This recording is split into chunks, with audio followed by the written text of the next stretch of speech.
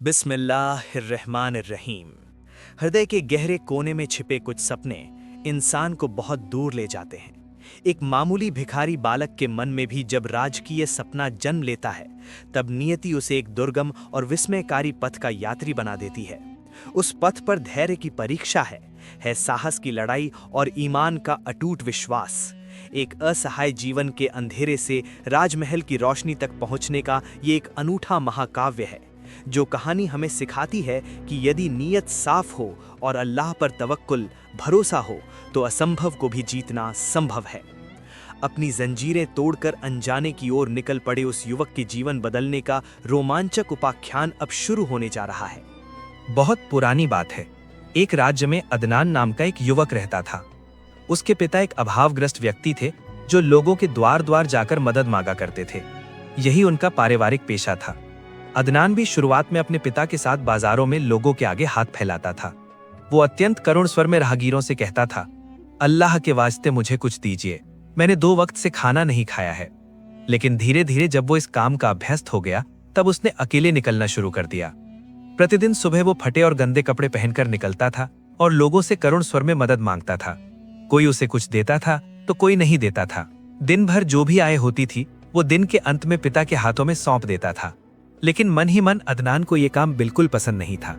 वो सोचता था, क्यों सब उसे घृणा की दृष्टि से देखते हैं? क्या वो इंसान नहीं है? दूसरों की तरह क्या उसके हाथ पैर नहीं हैं? लेकिन वो विवश था। एक भिखारी के घर जन्म लेकर वो इस तरह जीने पर मजबूर था। वो शिक्षित नहीं था और न ही कोई दूसरा काम जानता था जिससे अपना पेट पाल सके। एक दिन उसने मन ही मन तय किया कि वो पिता के पास से भागकर किसी दूसरे शहर चला जाएगा। वहां वो अपने तरीके से जीवन व्यतीत करेगा। ये विचार मन में आते ही उसका अस्थिर मन कुछ शांत हुआ। मदद मांगते मांगते एक दिन वो राजमहल के सामने जा पहुंचा। वहां हजारों लोगों को भीतर जाते देख वो भी भीड़ में मिल गया। भीतर जाकर देखा कि राजमहल अपूर्व साजो सज्जा से सुसज्जित है। हजारों झूमर जल रहे हैं। आए हुए अतिथि 2 पंक्तियों में खड़े हो गए। अदनान भी उनके साथ खड़ा हो गया। किसी ने उसे नहीं रोका। 10 मिनट निस्तब्धता रहने के बाद सुल्तान की आवाज सुनाई दी। पर्दा हटा और सुल्तान सबके सामने आकर खड़े हो गए। उपस्थित सभी ने सम्मान में सिर झुकाया। अदनान ने भी उन्हें देखकर सिर नीचा किया। एक व्यक्ति की आवाज सुनाई दी, सिर उठाओ, जहां पनाह ने तुम्हारा सम्मान स्वीकार किया है। तब सब हाथ जोड़कर खड़े हो गए। उस व्यक्ति ने फिर कहा, जहां पनाह ने आप लोगों को आज यहां इसलिए बुलाया है क्योंकि 3 दिन पहले उन्होंने एक सपना देखा है। सपने में वो राजमहल में विश्राम कर रहे थे। तभी एक दीपक की लौ उनसे बात करने लगी। लौ ने कहा, हे सुल्तान, आपका ये राज्य किस काम आएगा यदि आपके पास वाकपटु दीपक ना हो।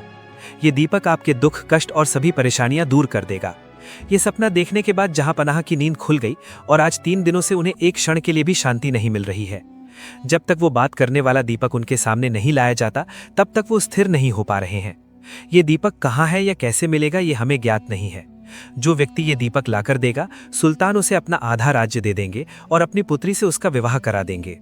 घोषणा समाप्त हुई तो सब एक एक करके बाहर निकल गए। दूसरे सभी अपने कामों पर लौट गए, लेकिन अदनान घर नहीं लौटा। उसने मन ही मन प्रण किया कि वो जैसे भी हो उस बात करने वाले दीपक को ढूंढ कर लाएगा और राजकुमारी से विवाह करेगा। उसने अपने घर का रास्ता छोड़ शहर की सीमा की ओर चलना शुरू कर दिया।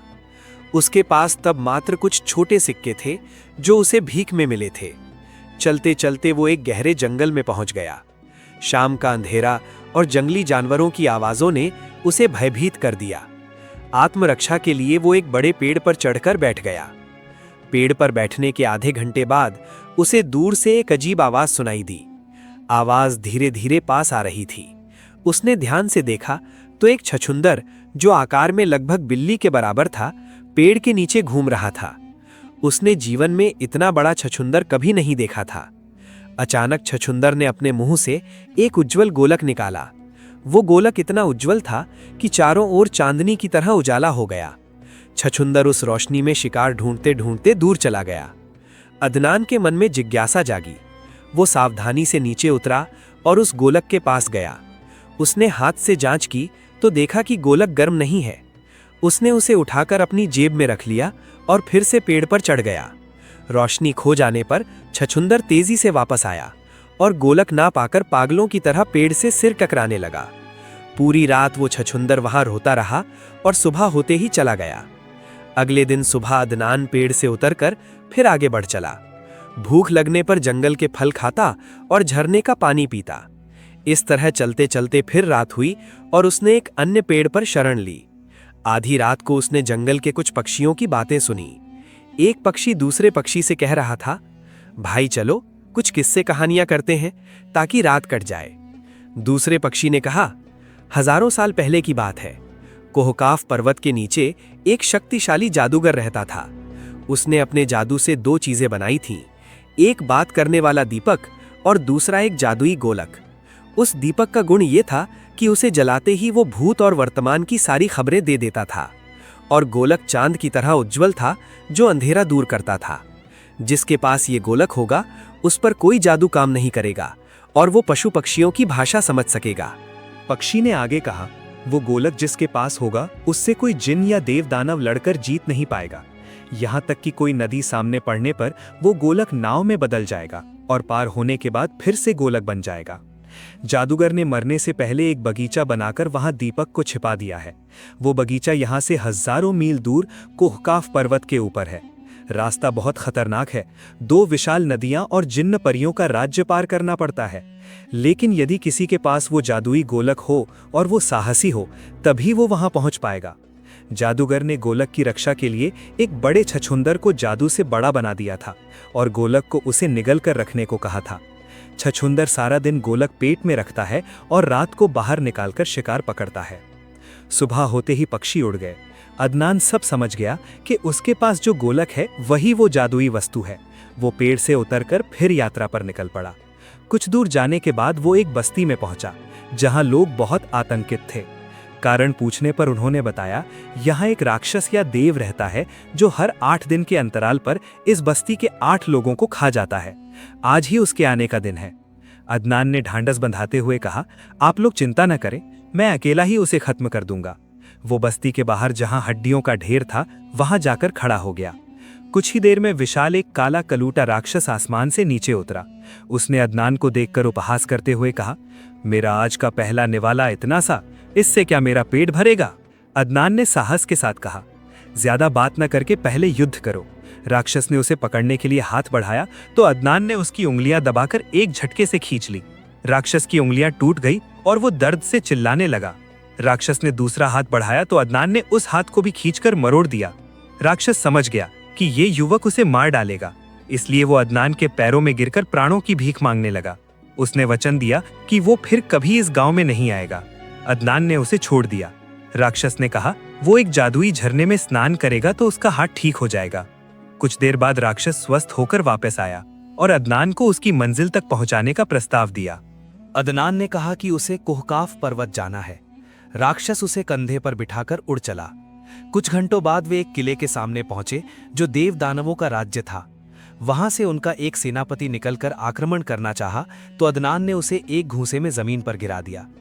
ये वीरता देखकर देवों का राजा प्रसन्न हुआ और उसने अदनान का सत्कार किया और उसे एक विशेष पत्र लिखकर दिया ताकि उसके राज्य में कोई अदनान को ना रोके। इसके बाद अदनान फिर उस राक्षस के कंधे पर सवार होकर रवाना हुआ। सामने एक विशाल नदी पड़ी जिसे पार करना असंभव था। अदनान ने अपनी जेब से गोलक निकालकर पानी में फेंका और वो एक नाव में बदल गया। वो नदी पार करके उस पार गया और गोलक फिर से उठा लिया। इसके बाद वे अंधेरे एक इलाके में पहुंचे जहां कुछ भी दिखाई नहीं दे रहा था। अदनान ने गोलक निकाला तो चारों ओर उजाला हो गया। इस तरह वे जिन्नों के राज्य में पहुंचे। वहां कुछ जिन्नों ने अदनान को पकड़कर अपने बादशाह के पास ले गए। जिन्नों का बादशाह उसे देखकर हैरान हुआ। अदनान को पता चला कि वो जिन्न जाति एक बड़ी मुसीबत में है। हर महीने विशाल बड़े कुछ पक्षी जिनके मुख मनुष्यों जैसे हैं, वे आकर गाना गाकर जिन्नों को मोहित कर देते हैं और नाखूनों से उन्हें घायल कर देते हैं। अदनान ने कहा वो इसका समाधान करेगा। अगले दिन जब पक्षियों ने आक्रमण किया, अदनान ने देखा कि उनके नाखून उसका कुछ बिगाड़ नहीं पा रहे हैं क्योंकि उसके पास जादुई गोलक था। पक्षी जब थक गए तो उनके सरदार ने कहा, इन जिन्नों ने उनके बादशाह की 2 संतानों को बंदी बना रखा है, इसलिए वे आक्रमण करते हैं। अदनान ने महल में जाकर जांच की तो पता चला कि बादशाह की छोटी बेटी ने अनजाने में 2 पक्षियों के बच्चों को पिंजरे में बंद कर रखा है। बच्चों को मुक्त करते ही पक्षी खुश होकर चले गए और फिर कभी वापस न आने का वचन दिया। जिन्नों का बादशाह खुश हुआ और उसने अदनान को अपनी सीमा पार करा दी। इसके बाद सामने एक और नदी पड़ी जिसे अदनान ने अपनी नाव में रूपांतरित गोलक की सहायता से पार किया। अंततः वे कोहकाफ पर्वत की तलहटी में पहुंचे। राक्षस ने कहा, यही वो पहाड़ है। मैं भीतर नहीं जा पाऊंगा। आपके पास गोलक है तो आप भीतर जा सकेंगे। अदनान पहाड़ के ऊपर गया और एक विशाल बगीचे का फाटक देखा। गोलक की रोशनी पड़ते ही फाटक का ताला अपने आप खुल गया। भीतर घुसते ही 2 लोहे की मूर्तियों ने उसकी ओर तीर छोड़े, लेकिन गोलक की किरणों ने उन तीरों को जला दिया और मूर्तियों को भी नष्ट कर दिया। बगीचे के फूलों की सुगंध से अदनान को नींद आ रही थी, लेकिन गोलक से गर्मी निकलकर उसे सतर्क रखती रही। बगीचे के बिल्कुल बीच में एक संगमरमर के खंभे पर वो बात करने वाला दीपक था। अदनान ने जैसे ही उसे उठाया, एक विशाल चीख सुनाई दी और पूरा बगीचा धुएं की तरह गायब हो गया। अदनान ने देखा कि वो एक विशाल पहाड़ की चोटी पर खड़ा है। वो दीपक लेकर उस राक्षस की सहायता से अपने राज्य की सीमा में वापस आ गया। महल पहुंचकर उसने प्रहरियों से कहा कि उसे सुल्तान के पास ले जाया जाए। सुल्तान तब एक कठिन न्याय कर रहे थे। 2 व्यक्ति एक हीरे पर दावा कर रहे थे कि वो उनका है। कोई गवाह न होने के कारण सुल्तान दुविधा में थे। अदनान वहां गया और कहा कि वो बात करने वाला दीपक लेकर आया है। सुल्तान ने पहले विश्वास नहीं किया, लेकिन अदनान ने जैसे ही दीपक जलाया, वो बोल उठा। दीपक ने विवाद का असली रहस्य बता दिया और कौन सच बोल रहा है ये सिद्ध कर दिया। सुल्तान इस अलौकिक घटना को देखकर अत्यंत आनंदित हुए। उन्होंने अपना वचन निभाते हुए अदनान को अपना आधा राज्य प्रदान किया और राजकुमारी के साथ उसकी धूमधाम से शादी कर दी। जो अदनान एक समय भिखारी था, अपने साहस, बुद्धि और उस जादुई गोलक की बरकत से वो आज एक विशाल राज्य का अधिपति बन गया। इसी तरह उसके जीवन का अंधकार मिटकर प्रकाश की लहर आ गई।